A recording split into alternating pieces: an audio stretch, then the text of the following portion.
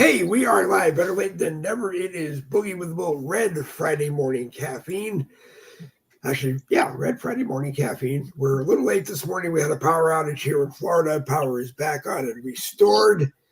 So we are ready to go. And in the meantime, while the power was out, a shining light on the lower right-hand corner of the screen, Captain Bill Buckler, retired Marine, and author of now the novel Six Soft Targets. I hope everybody is buying it and reading it, as well as the conservative Patriot Broadcasting Bibles, as I call them, the 2020 books, 2020, A Clear Vision for America, 2020, A Clear Vision for Our Future.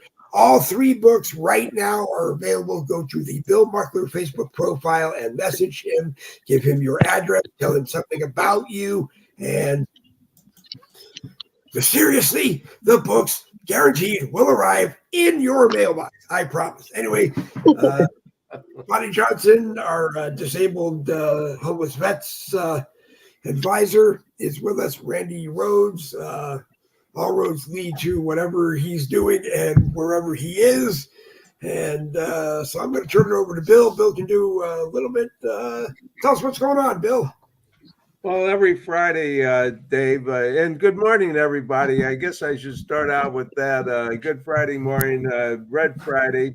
I always dress up in red, and the idea of Red Friday is to remember everyone deployed. And I talk about now, I think we need to remember all of our armed forces, men and women, because every one of them is subject to be deployed at a moment's notice.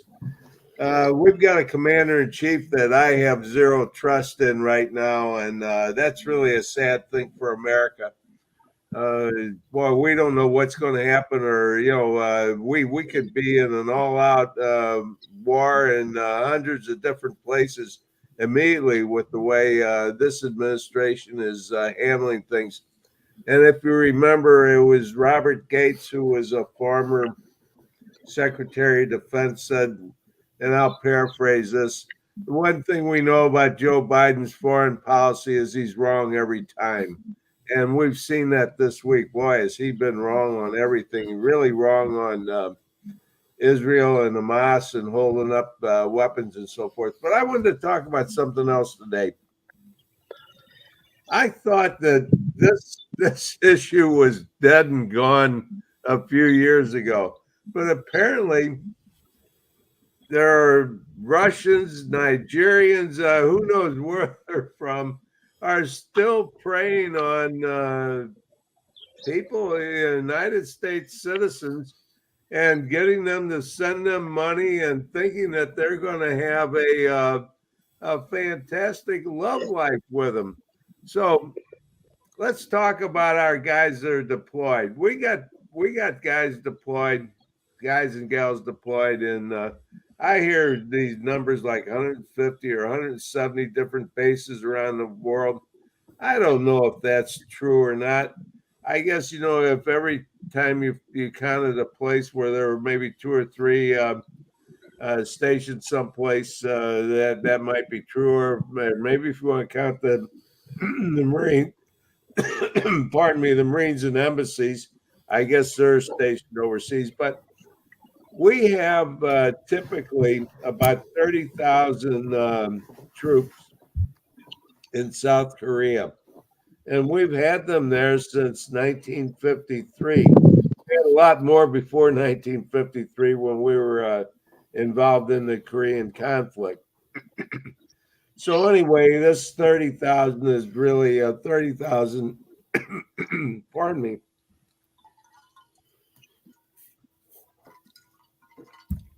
I'm having a power outage.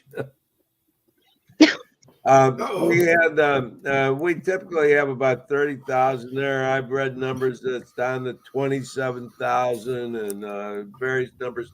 Who knows? Because these things fluctuate as troops come in and out.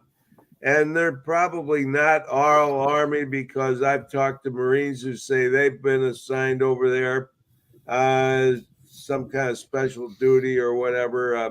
I'm sure there's Navy and Air Force personnel there, but the predominance is Army. So we've got a lot of folks in South Korea. The Army, I think most of them are probably infantry.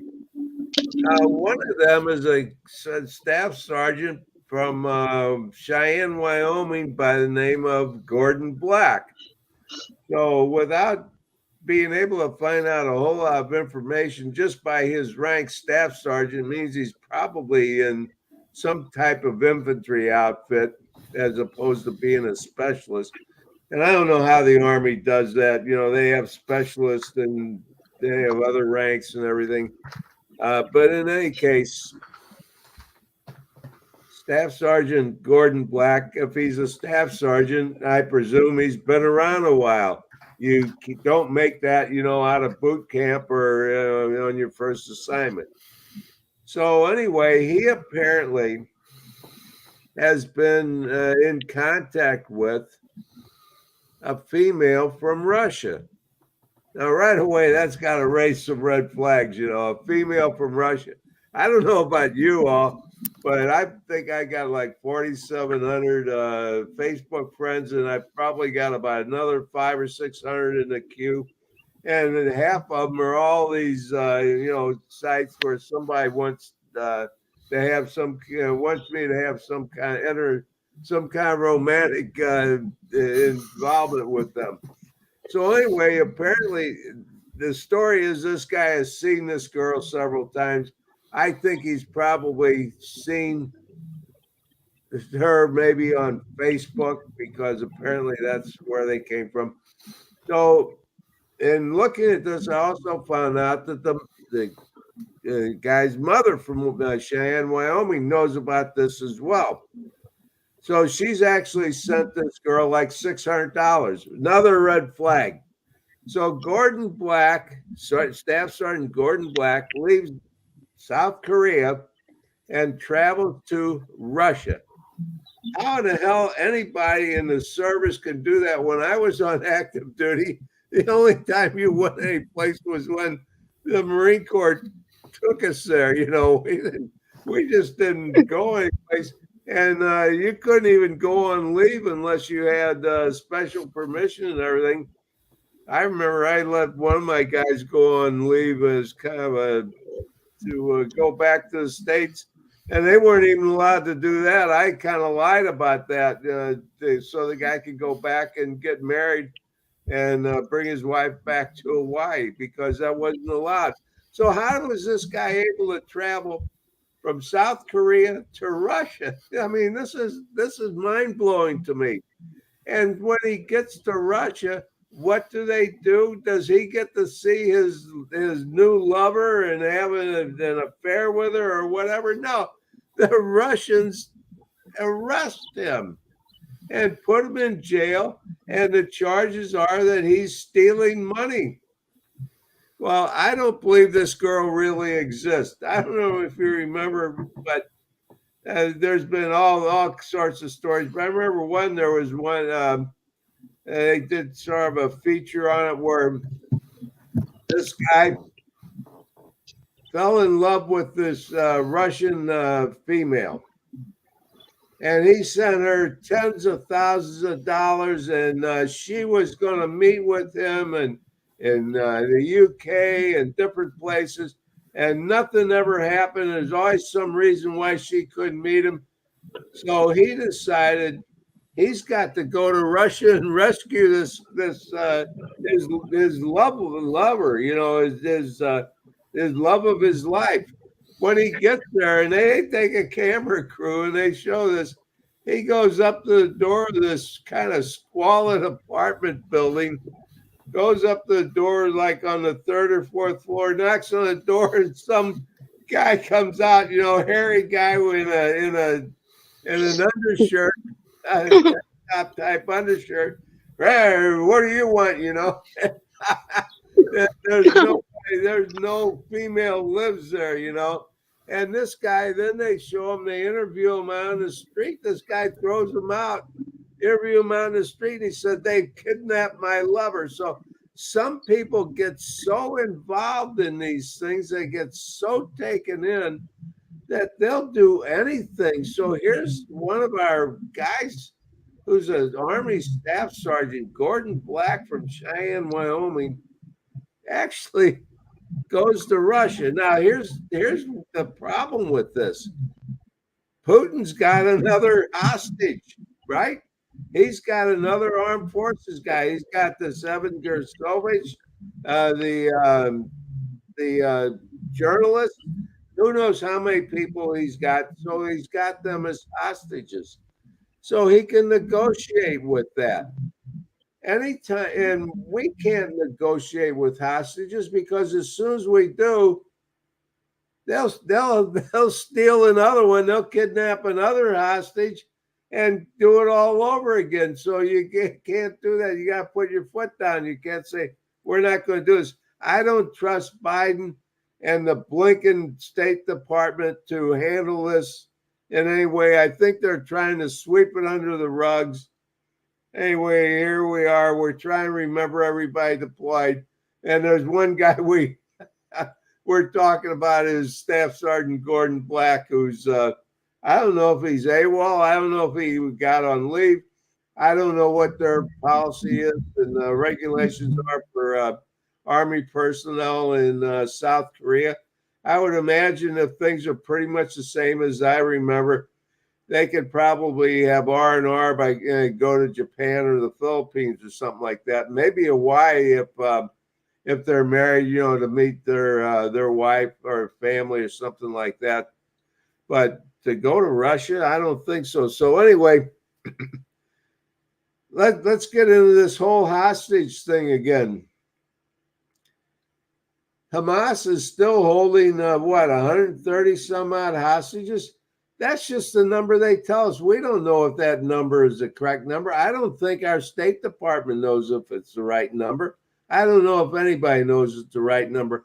All I know is if it's one or more, it's way too many. So it's way too many hostages. And what are we doing to get them back? Well, we're trying to appease Hamas and negotiate with Hamas. That ain't going to get it. That ain't going to work. So now Biden is holding up ammunition. Boy, I'm going around the world on this, aren't I? Biden is withholding ammunition that would be used in Rafah to wipe out or to eliminate the last 4 Hamas battalions that are supposedly in existence, still hold up in Rafah in the Gaza Strip.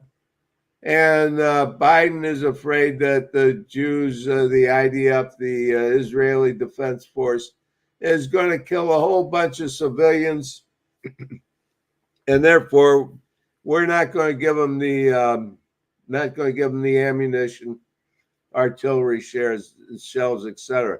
Well, that's all BS, and I think the American people need to understand this.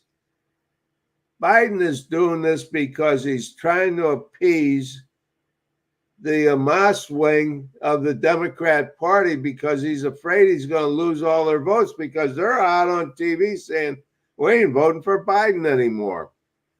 Genocide Joe, everything like that. So the Democrats have really got themselves in a pickle. I love that. They got them in a pickle. Anyway, so I guess we're going to start negotiating with terrorists. We're going to do everything wrong because that's what the Biden criminal enterprise does. They do everything wrong. Anytime they negotiate with anybody, they screw it up. Our country's really in bad shape, and I'm kind of with Randy. I'm really concerned about them being able to cheat their way into a victory in November. So anyway, Dave, I'll turn it over to you. I think that I probably talked now almost 15 minutes. That's all right. I like having you on. I learn something every time you talk. I do have a question for you. Evidently, it turned out to be false, but there were reports all over the internet yesterday that President Biden is thinking about signing us over to the World Health Organization, giving them our sovereignty, allowing them to basically take us over, declaring that it's part of a ongoing health emergency. Under that health emergency, the WHO could declare martial law in the United States. If I got so mad on last night's broadcast, I said that even if he was thinking about it, he should just be impeached right now. Because if a president gave our sovereignty away, is that a treasonous act, Bill? I would think so. Dave, this whole issue you're talking about. They've been talking about this. This has been going on for about 2 or 3 years, ever since Biden first got in, and we're still in the COVID pandemic hoax years. Yeah, this is never going to happen. It's never going to happen this year. These are the types of things that Democrats do, where they start bringing up these issues that everybody thinks this is stupid. This is the most ridiculous thing could ever happen. But they'll keep talking about it, and they'll keep trying to normalize it. They'll keep trying to convince the people that this is a good thing. And then year after year, it'll grow, because this is like, I hadn't even heard about this last night, but this is about the third year that they've been talking about this. 20 years from now, it'll be a done deal, guaranteed. Just like everything else they start with, it's this. We just start normalizing really bad ideas until people start to accept them. Like, we've heard this so much, it must be a good thing. It's all right. If Biden were to all of a sudden do it, because one thing I read this morning was that he could sign it anytime in May and date it to start June 1st, or he could date it to start January 25th of 25, which I guess is when President Trump would get the Oval Office back. If he does in fact sign that, regardless of the date that he says it, can the next president say no and take it back, or is it a done deal? Is Biden doing this by executive order? Biden does not have the authority to do that by executive order. There's nothing he can sign with the UN. All treaties must be approved by the Senate. Okay. All treaties must be approved by the Senate. The Senate would have to get involved in this. And even though the Senate is governed by the Democrats, I think you'd find a few Democrats would probably bolt Schumer and not go along with this. Anyway, this is just one of those silly stories that come up that they just float these ideas, and there's nothing. Okay. I'm sure there's nothing to this. Randy's got some comments that he wants to Yeah, go ahead. I remember watching Dan Bongino about a week or so ago, and he was on fire. And he said he was talking about the upcoming so-called election, but he was saying that the Democrats are going to allow Biden, without having to take it to vote, to instill up to 150 new laws, which will allow him to stay in office as president. What you're talking about now, he could just easily say, "I'm not going to make use of whatever the powers they gave him to create this new law to stay in office." I think he's got a plan in place, and is going to work out by before November that he's going to be staying in the office. The whole idea of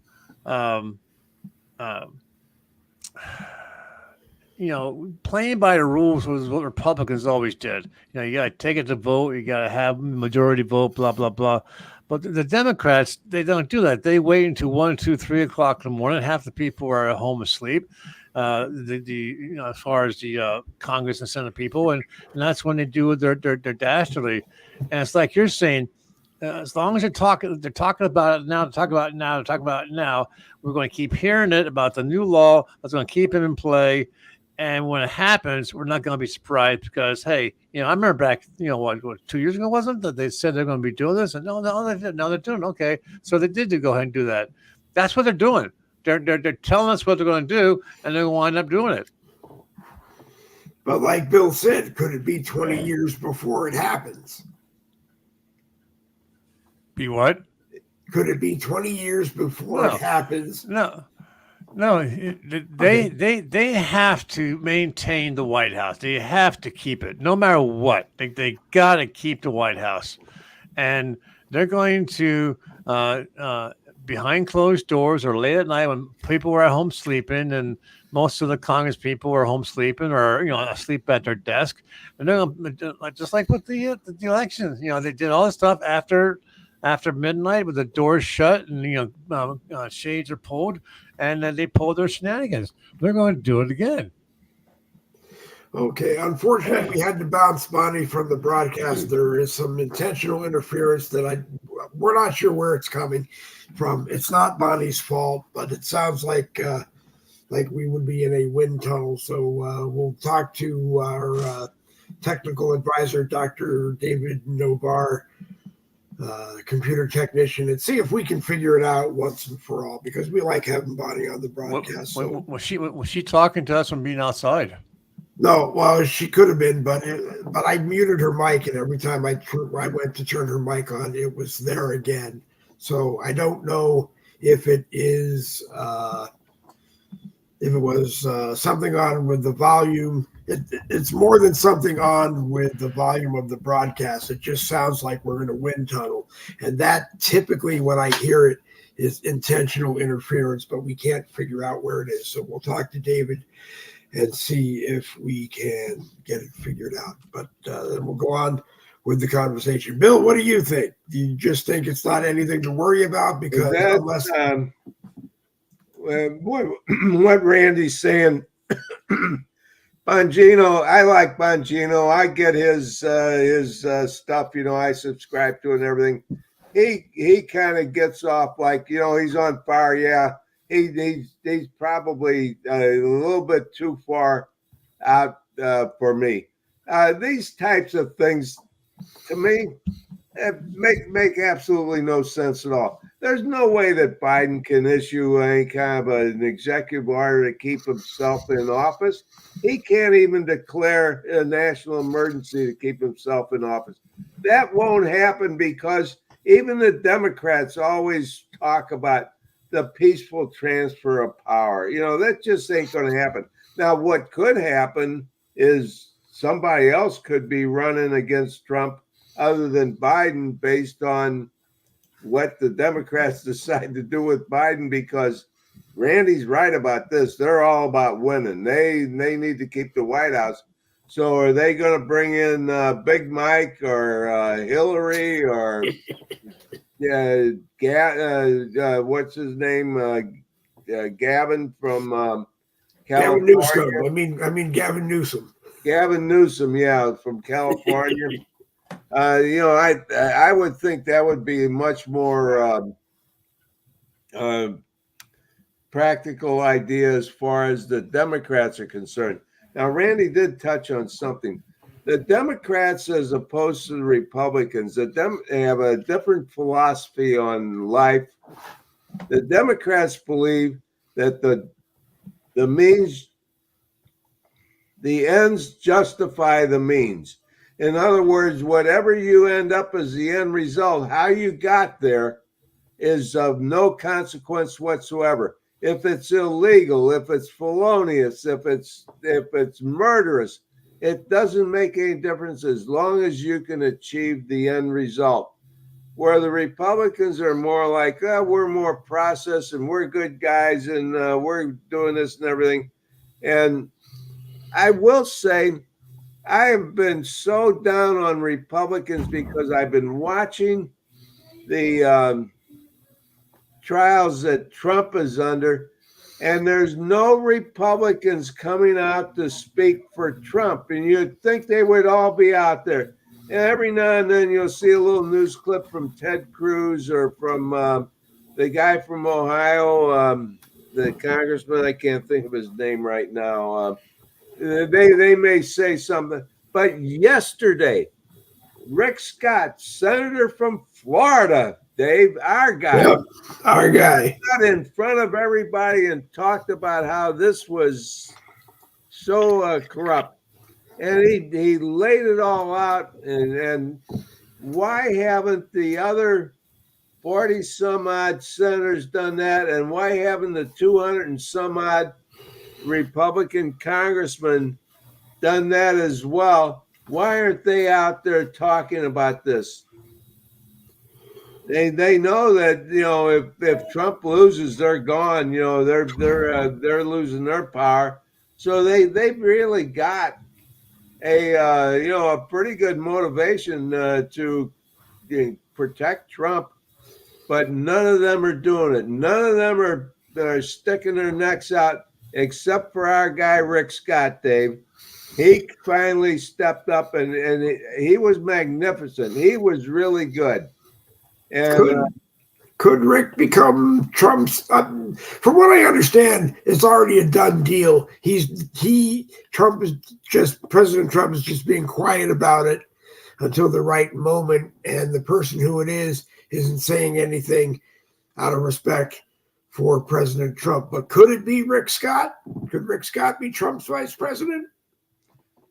I don't know. There's something in the 14th Amendment, and I've gotten in discussions and disagreements on this, and I know the 14th Amendment. I'm not so sure that Rick Scott or Marco Rubio or Ron DeSantis can be the vice presidential candidate, because I believe there's something in the 14th Amendment. And see, here we get into the Constitution. Nobody knows the Constitution, so everybody comes up with all these wild-ass ideas about everything because they don't know anything about what they're talking about. In the 14th Amendment, there's something about the president and vice president cannot be from the same state. We'll let the viewers go ahead and look that up, and I looked it up and researched it, and I thought, no, I thought they could do it, but I was convinced in this. I was on a panel show like this about a month ago, and I heard that. I have no interest at all in trying to figure out who's going to be the vice presidential candidate. I could care less, because the vice president ain't going to be the guy who's running. It's going to be Trump. And whoever Trump picks, he's probably already decided who he's going to pick.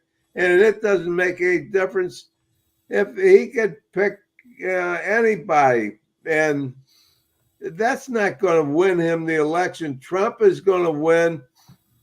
If he wins, he's going to win by getting the most votes himself. It ain't going to be because somebody else is going to whip up a whole bunch of votes for Trump. That ain't going to happen. That's not the way it happened.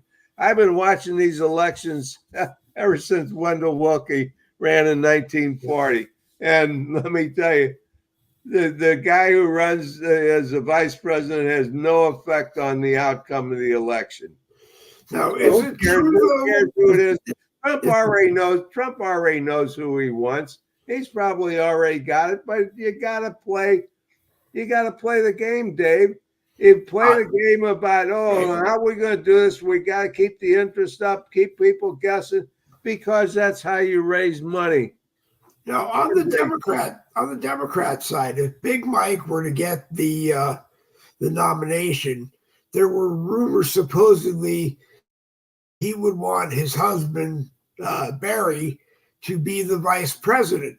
But from what I understand, anybody can be the vice president, but if a president has served 2 terms in office, he can't be a vice president because he can't become president. Is that true, or is that just hogwash? I think that's just more BS that's out there floating around by a bunch of people who are either trying to gather some attention to themselves or they have no idea what they're talking about. That ain't going to happen. I mean, that's silliness. I don't even No, I know know. why It they. it is I guess silliness. if you come up with things like that, you get people talking about it or whatever. But no, Barry doesn't want to be vice president. Barry is the number one guy. He's not the number two guy. It ain't going to happen. Right. That's Yeah.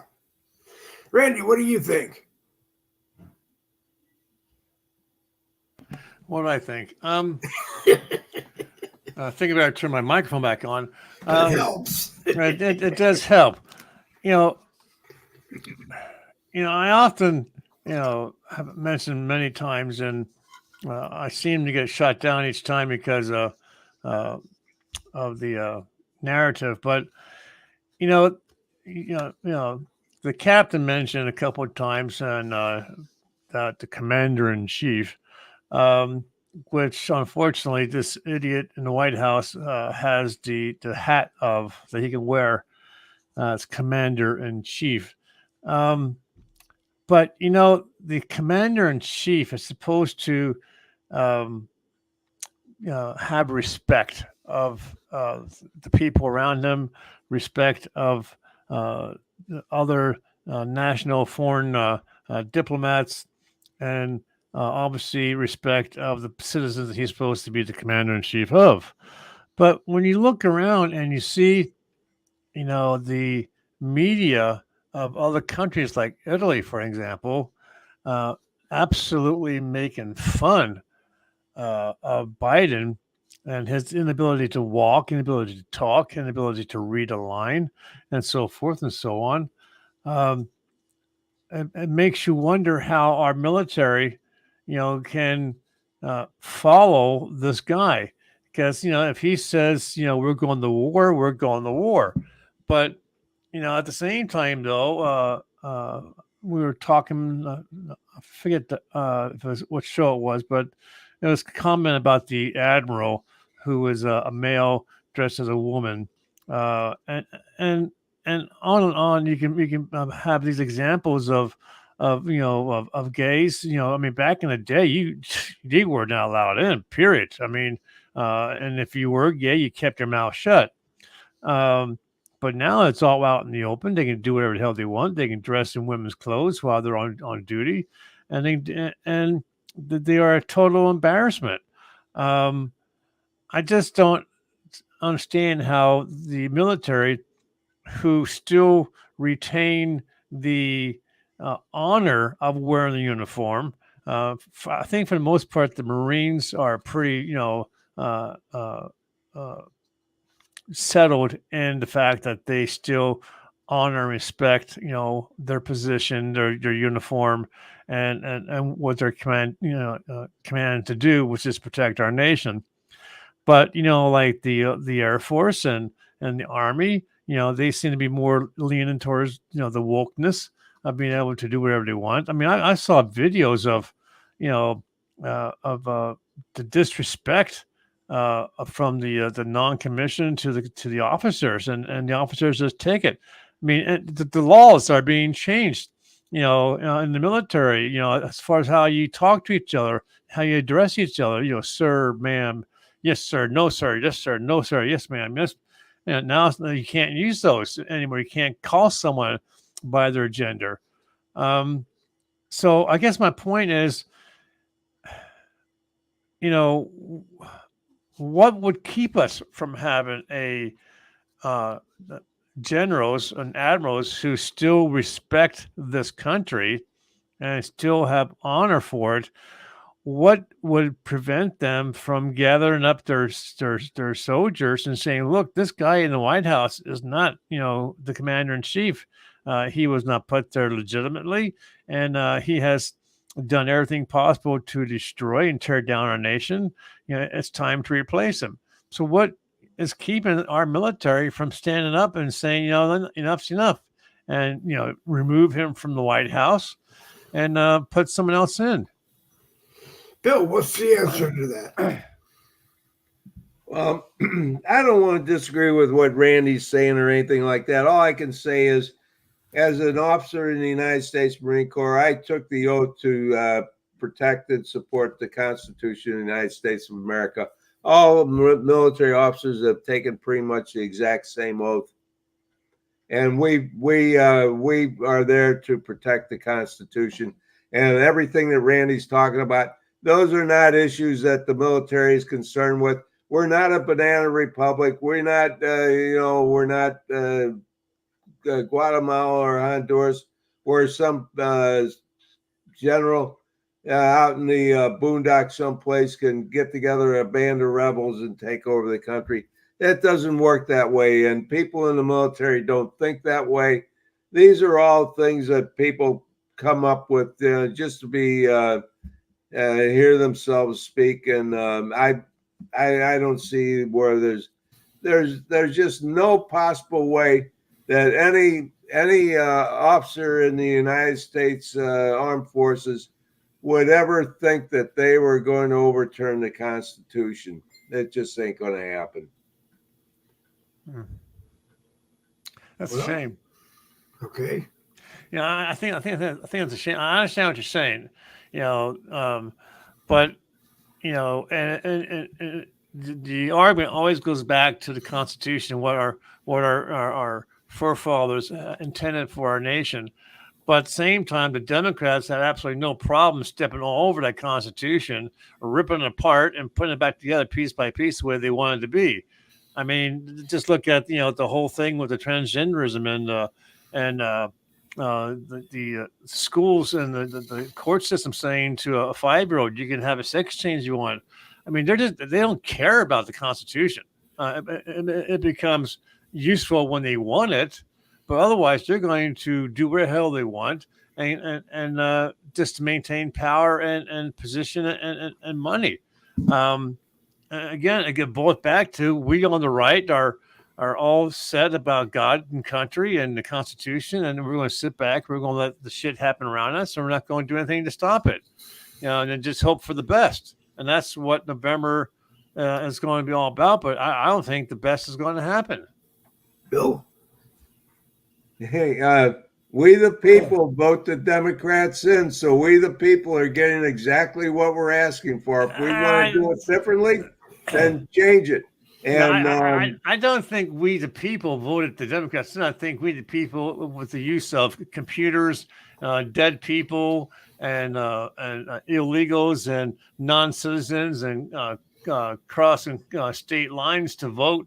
I mean, we knew that they're being bussed in from county to county to vote and revote.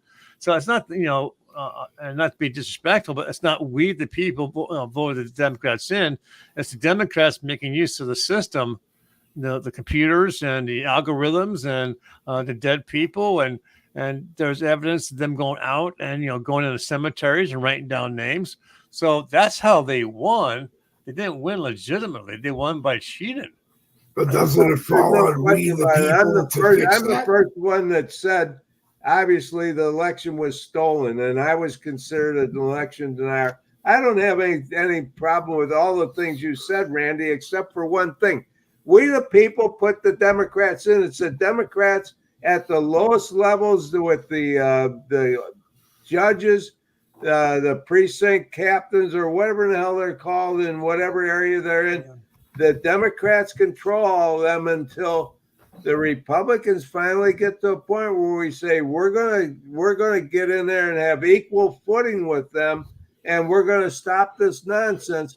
We're allowing this to happen. So, Randy, no matter how you put it, from this guy's point of view, is we are either promoting it or we're allowing it or whatever, and we're the ones who have to change it, and we ain't doing that because we just ain't doing it.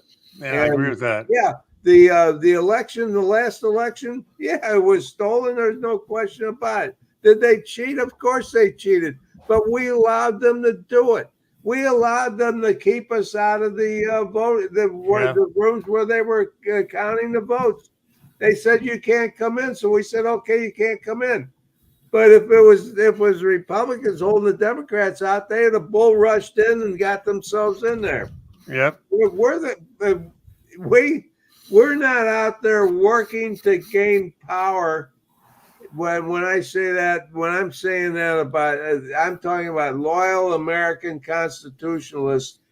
We're not out there working to gain power like the Democrats are. The Democrats are all about power, and we just ain't figured that one out yet. And I hope we don't lose our country before we finally figure it out. But can we figure it out, Bill, or is it too late? no, well, the people. Look at what people talk about. Do you guys know any Democrats? You ever talk to any Democrats? I talk to them all the time. I want to know what they're thinking. And let me tell you, number one, they hate Trump. They could care less what happens as long as they get Trump out. We got to get rid of Trump, and that's universal across the entire country. The Democrats are fed the idea that we hate Trump. We got to do whatever it takes. If we got to kill off half the population of America, we'll do it if that's what it takes to get Trump in. If we gotta burn the Constitution on the Capitol steps, we'll do that as long as we keep Trump out. That's the whole thing, because they're scared to death of him. Because what Randy was talking about earlier, or what you were talking about earlier, Dave, about the WHO and everything, this all gets back to this one world order thing that I've been talking about forever. And that I think that's why, on my show that I just recently canceled out, I was saying the same thing practically every day. New world order, immigration, all the things that are wrong. What is anybody listening to me? A few hundred people. Who's listening to who? We listen to guys like Dan Bongino. Who, boy, he's on fire. Yeah, except he's full of shit most of the time. And but the guy's a patriot. He's served in the service, in the police force, and the Secret Service and everything. I respect him for that. But he's a flamethrower, and we got all these people who are flamethrowers, and everybody says, "Oh, so what? We've heard all this stuff before, and we just go on our way." In the meantime, the Democrats are organizing with their community organizers and their activists, making sure that they've got control over the real lever of the power, and that's the votes. And if they can't get the votes the legal way, they'll get them the illegal way, because this gets back to what Bill Muckler always says. The Democrats say the end justifies the means. There are no consequences for Democrats. Their only goal is power. Have they already stolen the 2024 election, Bill? I believe so. Yeah. Yeah, supposedly Laura Trump has got attorneys all over the country. They're supposed to stop the illegal voting and the voting practices. But they're already, we've already seen reports of it. They're already flooding the country with ballots already. Hell, it's just May. Yep. You'd think, they at least wait until August or September to do that. I think they're waiting to flood us with people from Gaza. Isn't that the next thing? Biden promised to take half of, or whatever it is, of Gaza that no one else wants anywhere in their country. We're going to bring them here. Yeah. The Egyptians don't want them. The Jordanians don't want them. The Saudis don't want them. Well, we'll take them. Yeah. They'll be good for votes. Well, that's about the only reason I can figure that Biden or doesn't understand what they tell them. But so in the closed door meetings with whoever is there, I'm sure they're just saying it's votes, it's money, it's votes, it's money, it's votes, it's money, it's vote. It's money. What do you think should happen, Bill? If Biden finishes the term, what do you think happens? Does he get arrested and sent to a criminal court and hope that he gets convicted and he gets locked away for the rest of his life? I mean, no, because the president he's younger than you, executive immunity. Biden has executive immunity. Trump doesn't, but Biden does, because the DOJ is filled with Democrats. Right. It's all leftists have taken over the entire upper levels of our bureaucracy. The DOJ, the FBI, the CIA, all the intelligence agencies, they're all just layered with layers and layers and layers of Democrat leftists, Marxist leftists. And so if they were to convict Trump of something, put a prison sentence on it, it's not that easy, is it? He's a former president of the United States. They can't just drop him in general population. There's a whole lot of other things I've heard. The Secret Service is going to have to. The Secret Service goes. They have to go in and bunk with him, I guess. Yeah, I heard that. They're not going to put Trump in jail. If they put Trump in jail, that might be the straw that broke the camel's back, as far as getting the Republicans to think, oh, wait a minute, they've been screwing us all these years. Now they've screwed Trump. Even the Republicans, the never Trumpers, would probably say, hey, wait a minute, this ain't right. Yeah. They love threatening with that. Did you see the ladies on The View?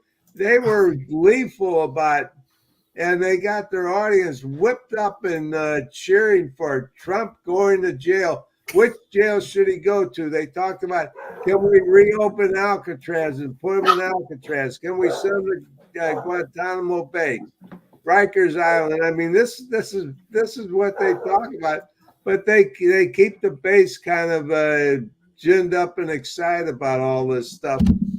And I guess I'm one that I see all this stuff and I think I just can't get excited about it. It just doesn't move my needle.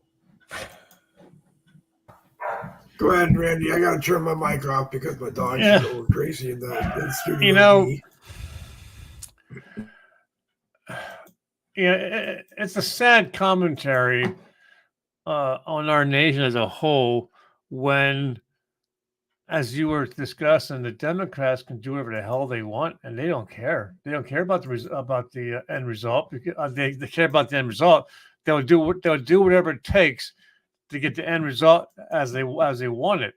I remember, back in high school, we had bullies, and the bullies were essentially allowed to, walk the hallways, virtually untouched by the teachers and so forth, because the one, his father was a police officer, the other one, his father was an attorney, and so forth. So they could do whatever the hell they want, and they did. The Democrats, they're untouchable. I hate to say it, they're like the mob was back in the day, where they could, drive down the city streets with their Uzis, not Uzis, but their those automatic rifles. What do they call them? It has the bullets in that case, in a circular case. Anyways, they go just right down the street, shooting up places, or going into a restaurant while the guy's having a meal, and blast them, and there's no consequences. And we know that people have died for the cause of the Democrats. There's that ongoing joke about the number of dead bodies that Hillary Clinton is responsible for. But, when it comes to us on the right, we spit on the sidewalk and we're going to be face down, cleaning it up.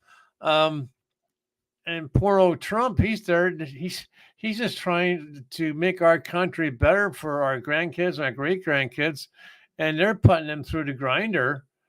And I don't know how he does it. I mean, your love for your nation can only go so far, and the shit they're putting them through, the embarrassment of a man of his power, from a businessman, a very powerful businessman, to the president of the country, and they're essentially scoffing him, and he has to sit there and with his smile on his face and listen to the judge and the lawyers, fight it out for him and say absolutely nothing.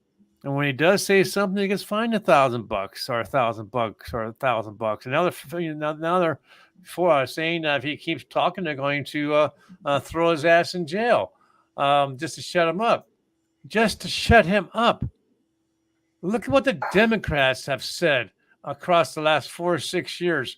Like you're saying, to rouse up, their side of the equation, to where the Antifa and the Black Lives Matter and all the militias in the middle, who are marching down the street looking like fools, but they got some type of a military stature to them, and they're just waiting for their day to once again go back out in the streets and burn it down and burn the cars and turn the cars over and loot and whatever, and they get away with it.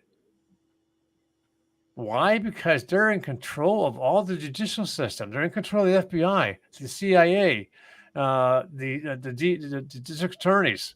And you're right. Unfortunately, we allow these people to get voted in, and that's what the Muslims are doing. They're getting themselves voted in to the lower echelons of our politics. Okay. So that eventually, as they get into the school board or the dog catcher or whatever, the position they want, they've managed to get their foot on that political ladder that takes them upward. Oh well, they're higher than that. I mean, they've got the four lady. Well, that's what I'm saying. They've got three of them. I mean, I don't know what Alexandria Ocasio-Cortez considers herself to be, but the three others are flat out, or at least two of the three are flat out Muslims. You've got Ilhan Omar. Bill, why is Ilhan Omar still in the House? Why hasn't she been removed? We have a Republican majority. She claims to be one. No, well, yeah. Why hasn't our majority just evicted her from the House? She checks all the boxes. Black, female, leftist. Her and Rashida Tlaib, and there's more than just the ones you've named. There's a bunch of guys that are in there too. They're all part of this. But they don't get to speak because the women in the squad do all the. They're the spokesperson for them. But they've probably got close to 10 of them that are in there, and they're untouchable. They're untouchable, and they'll remain untouchable as long as the leftists have control over all the government agencies. I don't. It fascinates me because some mornings I will just get up and look at it, and it just looks like it's over. It's done. I've said before, they lost 2016, and Hillary Clinton went right to work figuring out how they were going to steal 2020. And as soon as they stole 2020, they went right to work on how they were going to steal 2024, how they were going to steal 2028, how they were going to steal 2032 if they can. And it's like I said yesterday, we have a baby granddaughter who just joined the family yesterday. And I said, the odds are she has more tax debt than she will ever pay off in her. I'm 62. If she makes it to 62, she's got more tax debt than she will ever pay off in her 62 years. And if she's 62 and has 3 kids like we do, they won't. Her parents won't make it. It won't ever pay this off. And it's just, I don't understand. It just seems like Republicans are sitting on their butts. And maybe it's because they're taking money or they're getting money or something, but there's got to be in there somewhere some good people.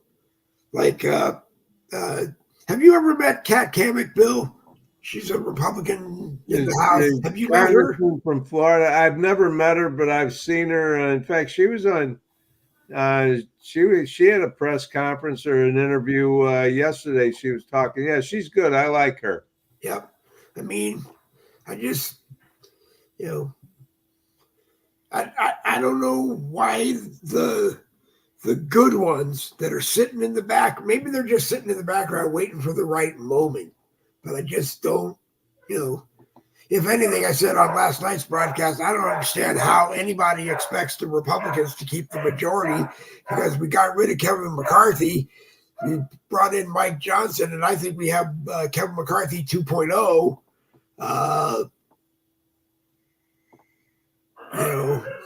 I think we've kind of showed the Democrats that maybe we can't run the House.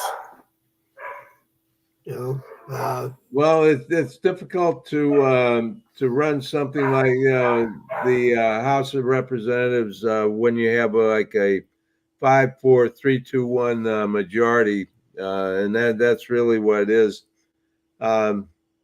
Hey, guys, it's been almost an hour, and I need to go. I got something I have to do. Pleasure being on with you. Thank you. Go have lunch. You go have lunch with your friends, and one of these days, I wish you could. I've always said to you, Bill, you're more than welcome to bring any of your. For lack, I mean, I respect them all, so I don't want this to sound like I don't. But any of your former Marine buddies that want to come on one day and just talk and teach us about what happened back in the, for lack of putting it better, good old days when you were all Marines. Yeah. Okay. Hey, all right, Bill, you're more than welcome anytime, and like you did today, you are more than welcome to any Friday morning. Just tell me you want to come on, and you want to come on Wednesday or Monday and Wednesday. If you want to come on, you see us. Well, I mean, we're always on 10 a.m. Monday, Wednesday, Friday. You're more than welcome to join us. If you're still awake at 7 p.m. on Tuesday and Thursday, you're more than welcome to come in and join us. You're just welcome all the time. Okay, thanks so much. Okay, right, hey, everybody. God bless America. All right, Bill. Bill Muckler, who used to host the Bill Muckler Show here on Facebook. I don't know for sure, but I'm hoping that the Bill Muckler Show group is still here on Facebook. If it is, I believe it's a public group. Go in there and watch all of Bill's broadcasts. He did them for about a year, Monday through Friday. And go in there and watch them and still share them. They're still relevant, just like the 2 books that I call the Conservative Patriot Bible. Let me see if I can do this without knocking everything off of my desk. You really have to put these someplace else. But these are the 2 books I call the Conservative Patriot Bible. 2020, A Clear Vision for America. 2020, A Clear Vision for Our Future. Bill wrote the books back in, I think, 2015. And the information in them is still as relevant today as when he wrote the books back then. And then everybody waited for Bill to write a novel, and here it is, 6 Soft Targets. So, contact Bill and get the book. I'm sure you will enjoy reading it. There is rumors that I guess he had some material that he had intended to have in 6 Soft Targets, and he found it after it was submitted and being published. So there's rumors that there is another novel that will be coming.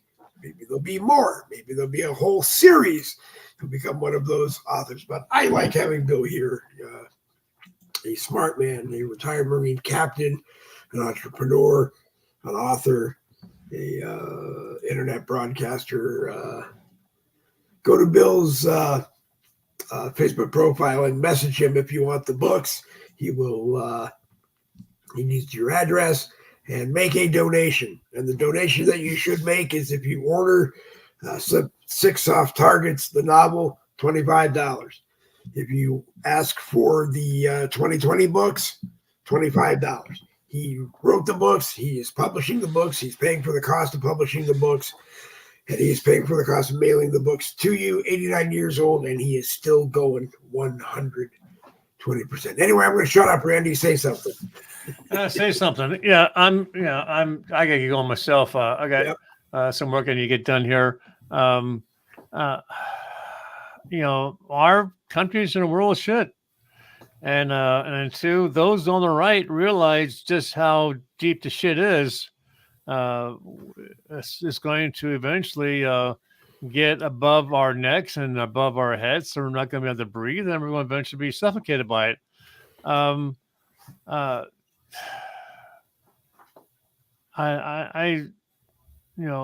don't like the deep, depressing thoughts that I have in my head about the state of our nation and of the future of my grandsons, especially what they're going to be, living in. What will you do if your son and your grandsons all of a sudden come to you, knock on your door one day and say, "Hey, Dad, hey," I don't know what your grandparent title is, but grandfather, grandpa, papa, whatever it is. And the three of them look at you and say, "You were right." I think I dropped dead. But unfortunately, that's not going to happen. I won't go into any great detail, but okay, I know, but you know what I meant. A couple of days ago, we got the kiss off text messages, so I don't expect to hear from them anytime soon.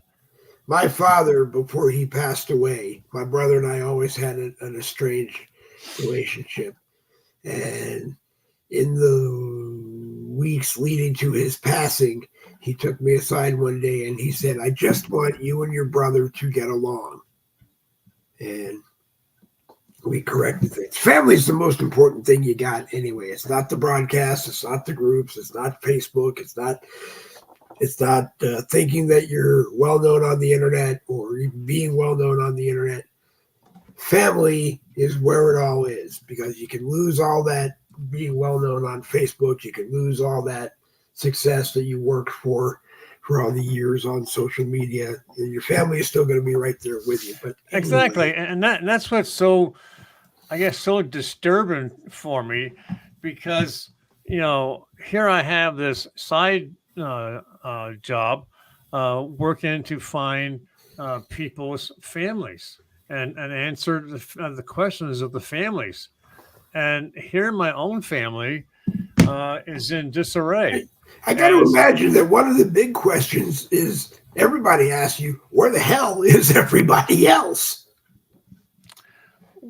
What do you mean? Meaning that, you have this big family, but nobody ever talks to anybody. So where the hell are they? Well, unfortunately, in my case, my family has died off. All that's left now of my immediate family is my uncle and his aunt. And of course, my son, my daughter, and 3 grandkids. Now, obviously, there's some cousins and stuff like that. But we used to, when my dad was alive, my mom was alive, he was the anchor to the family. I mean, they would get together frequently throughout the year, and they would definitely get together on Christmas and New Year's at my dad's house. Because, like I said before, being in the military, my dad could go to the nearby base and come home with a trunk full of booze, and didn't cost him hardly anything at all. But it was just the patriarch or the matriarch, whichever one is surviving. Hopefully they both are in most families. But I learned watching my dad that he didn't care. He just wanted everybody together all the time. Yeah. Come have dinner, break bread together. Didn't care. Didn't matter what you thought about things or what other people thought about you. But so I understand. I understand where you're coming from. I want people to understand, because I don't know what you are calling the genealogy group at this time. So I'm just going to tell people. So right. Okay. So right now, my other group, it is called, let me pull it up here, Is it On still the Roads to Discovering Our Ancestors. Okay. Do you still have the All Roads Lead to Home genealogy group? Correct. Yes, that's my place of business. Okay. I want people to understand that All Roads, RHODES, Lead to Home genealogy services. This is what Randy does. This is what Randy does in the real world. If you have to talk about having a job and trying to make a living and support yourself and his beautiful wife, who puts up with him having taken over this room in his house and doing all the strange things that he does on it. That doesn't sound good. Well, I mean, but doing the broadcast and spending time doing the genealogy, you will not find a person on Facebook that will offer you more individualized time than Randy, because like Randy has said, if he wakes up at 3:00 in the morning and he can't get back to sleep, he's got his iPads and his mini iPads and his other whatever, and his laptop or his whatever, and he's doing something to find something for somebody. Unfortunately, yes, in the real world, you have to pay for things like this. I believe it is $250 an hour, but if you scout out what it costs you to have other people do it, it is much more. Oh, or did you lower it? No. Okay, you said an hour. That's for the month. Excuse me. I meant $250 for the month, and you won't find anybody who will spend the time each day doing it. It's almost like Randy lives to find that you're related to King Charles, or you're related to Benjamin Netanyahu, or you're related to Joe Biden, or you're related to Donald Trump. Oh, I did want to mention before the broadcast ends, I don't mean to cut into the genealogy portion, but I read yesterday, supposedly Barron Trump will be going to the Republican National Convention as a delegate from Florida. Oh, wow. Yeah. So this could, the after comments and some of the behind the scenes articles I read said maybe this could be Barron's entry into politics. Because I still think of the Trump children, and I'm talking about Donald Jr., Eric, Ivanka, Tiffany, and Barron. I think Barron has the greatest potential, once he decides to let that potential out, to be in line with his father, Donald Sr., as a not necessarily politician. I always like the title man of the people, and won't put up with any BS. And I think if you pushed Barron, you will find that Barron will put up with less BS than his father. Yeah, I think so. Yeah, I would agree with that. And I just hope that maybe it is I hope it's a good sign.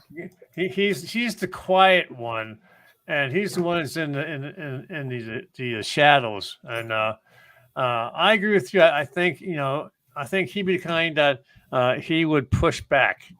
If you push him, he's going to push back. He's going to push back harder because. Yep. Oh, and I throw this out to anybody. I think you may have lost your mic, but it doesn't show that it's off. But I throw this out as the Republican National Convention comes around. Anybody who can get us into a table and allow us an opportunity to broadcast it live over Boogie with the Bull, please contact me, and I will do whatever I have to do within reason to be able to be there and do it, and hopefully have Randy Rhodes there with me, and Jen Woodruff, and others that make up the Boogie with the Bull anchor desk. So I threw that up. But anyway, Randy, go ahead, say something, close it up, and then you got to go, because I keep pushing you to stay, but I know you got to go. You got real stuff to do. Did you lose your mic? Hello? I can't hear you. Did you turn your mic off again? Uh-oh, I didn't turn your mic off. Your mic is on. Did you lose your mic?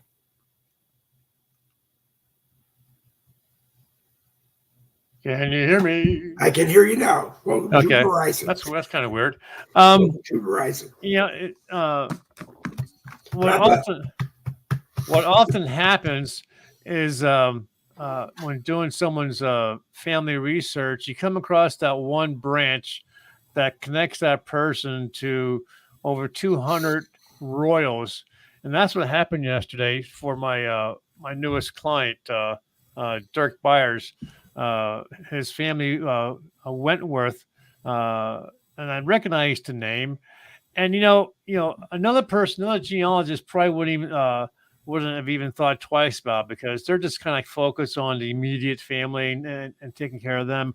Whereas I take a different approach, where I actually want to go dig deep and as far out as possible.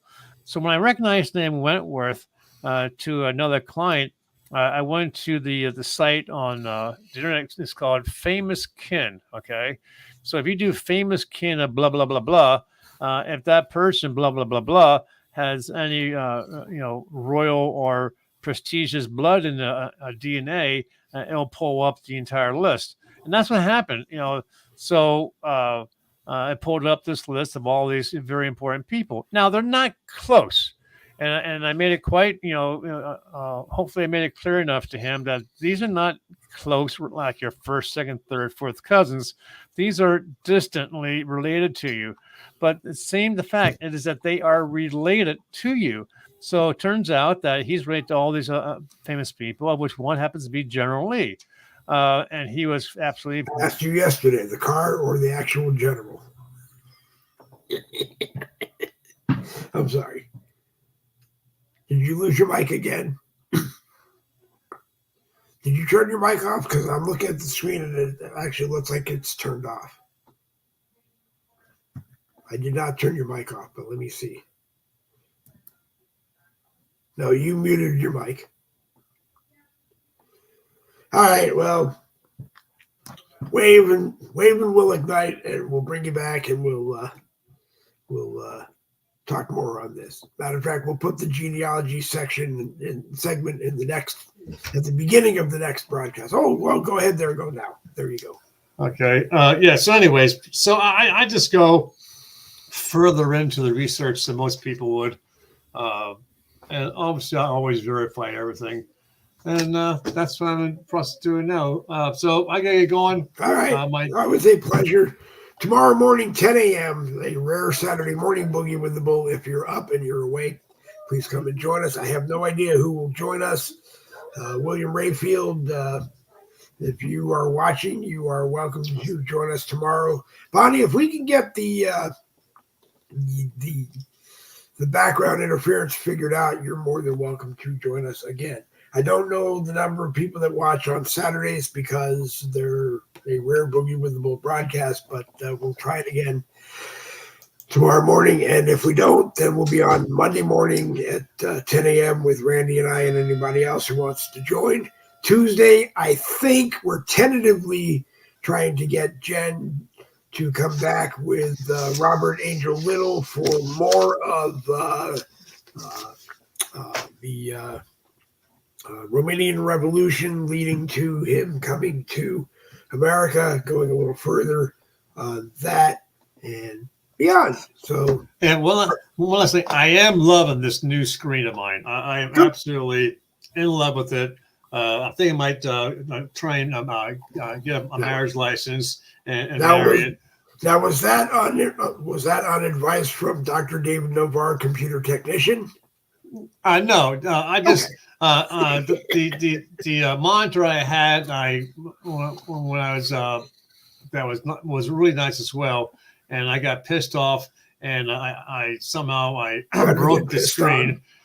So I had to get rid of that. So I luckily had a backup one, but my backup one, it's nice. Don't get me wrong, it works. Okay, yeah. But it's not to my quality.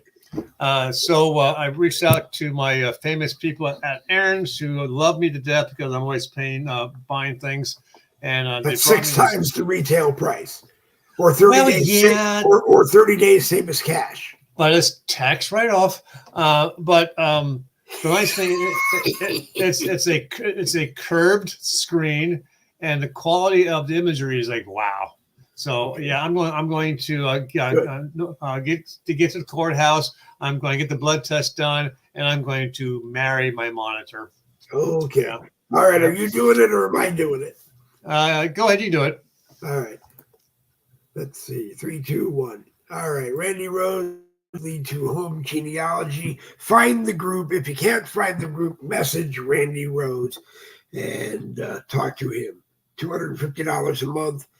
Gets you a month's worth of service. You won't find anybody who's more dedicated. You won't find anybody who actually enjoys digging as deep as he can for you and finding the links to the famous people, because that seems to be the number one thing that everybody wants to find. I don't know if I would want him to go that deep with me because I don't know who he would find, and I'm not 100% sure that they might want to know that they are related to me. But anyway, maybe they're out there somewhere, and we'll talk about it on a future Boogie with the Bull. So like I said, tomorrow morning, Boogie with the Bull, a rare Saturday morning, 10 a.m. Eastern here on the Boogie with the Bull Network, which is my profile on Facebook, the Boogie with the Bull page, and the Boogie with the Bull YouTube channel. It will change in the near future where we will either upgrade our StreamYard and add Rumble, or we will probably delete the page from the broadcast and put Rumble in instead. I don't really know. It's 6 of one and a half dozen, 6 of one and a half dozen of the other, because one involves moving up a level on StreamYard. And we don't ever want to ask for your money. We don't want to ask for your money to keep giving you Boogie with the Bull broadcast. That was never the idea. And it really wasn't even the idea if I show you the Boogie with the Bull beautiful ceramic mug that Jen Woodruff designed for us, along with the red, white, and blue bullhead that Randy Griesenbeck designed for us.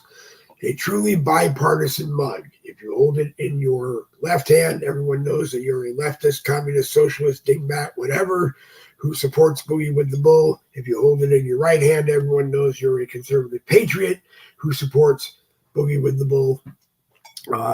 Democrats, we have a deal for you. It is $10 for the mug and $10 for shipping.